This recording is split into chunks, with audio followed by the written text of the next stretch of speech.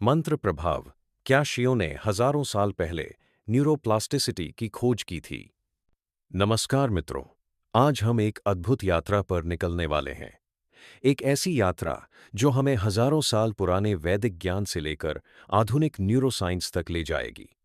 क्या आपने कभी सोचा है कि जब आप किसी मंत्र का जाप करते हैं तो आपके मस्तिष्क में वास्तव में क्या होता है?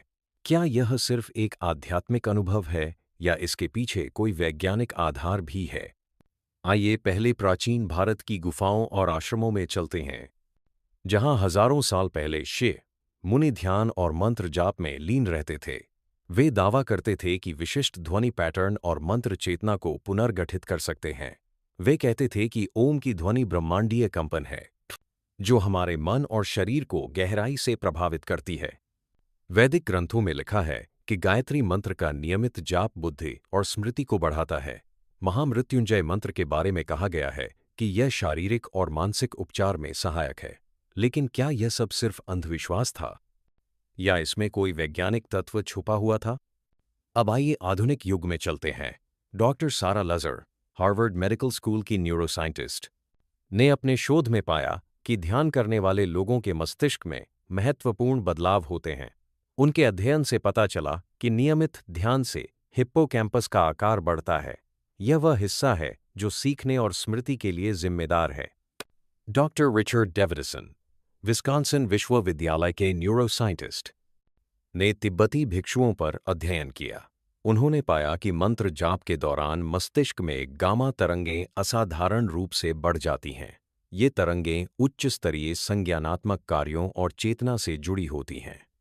न्यूरोप्लास्टिसिटी, यह शब्द आज के युग का है, लेकिन इसका सिद्धांत वही है जिसे हमारे 6000 साल पहले जानते थे। न्यूरोप्लास्टिसिटी का मतलब है मस्तिष्क की वह क्षमता जिससे वह अपने न्यूरल कनेक्शन को बदल और पुनर्गठित कर सकता है। जब आप ओम मणि पद्मे हूं का जाप करते हैं तो आपके मस्तिष्क में कई क्षेत्र सक्रिय होते हैं। प्रीफ्रंटल कॉर्टेक्स, जो निर्णय लेने के लिए जिम्मेदार है, मजबूत होता है। एमिग्डाला, जो डर और चिंता को नियंत्रित करता है, शांत हो जाता है। डॉक्टर जूडसन ब्रेवर, येल विश्वविद्यालय के न्यूरोसाइंटिस्ट, ने अपने शोध में दिखाया कि ध्यान से डिफ़ॉल्ट मोड नेटवर्क की गतिविधि कम हो जाती है। यह वह नेटवर्क है जो चिंता, अवसाद और नकारात्मक विचारों के चक्र के लिए जिम्मेदार है। अब सबसे रोचक बात यह है कि वैदिक मंत्रों में विशिष्ट आवृत्तियां हैं। ओम की आवृत्ति लगभग 136.1 हर्ट्ज है, जो पृथ्वी के प्राकृतिक कंपन से मेल खाती है। जब आप इसका उच्चारण करते हैं तो यह आपके वेगस नर्व को उत्तेजित करता है, जो तनाव कम करने और शांति लाने में मदद करता है। आधुनिक न्यूरोसाइंस यह भी बताता है कि नियमित मंत्र जाप से कॉर्टिसोल का स्तर कम होता है। यह तनाव हार्मोन है। साथ ही सेरोटोनिन और डोपामाइन जैसे खुशी के हार्मोन का स्राव बढ़ता है। डॉक्टर एंड्रू न्यूबर्ग, पेंसिल्वेनिया विश्वविद्यालय के न्यूरोसाइंटिस्ट, ने स्पेक्ट स्कैन के माध्यम से दिखाया कि ध्यान के दौरान मस्तिष्क का पैराइटल लोब कम सक्रिय होता है। यह वह हिस्सा है जो स्वयं और बाहरी दुनिया के बीच अंतर करता है। इसीलिए ध्यान में हमें एकता का अनुभव होता है।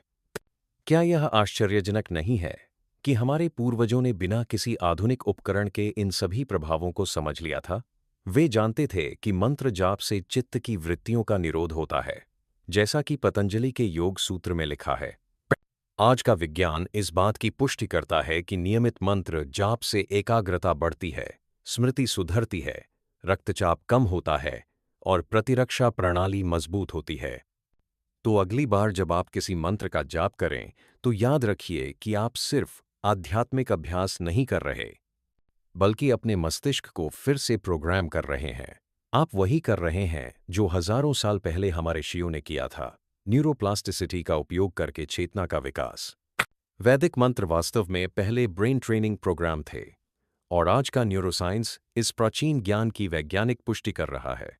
अंत में एक महत्वपूर्ण संदेश। प्राइमैक्स जेल, स्त्री रोग विशेषज्ञों के लिए बेहतरीन अल्ट्रासाउंड जेल, और प्राइमैक्स आईसीजी जेल, चिकित्सकों के लिए आदर्श समाधान, गुणवत्ता और विश्वसनीयता का प्रतीक।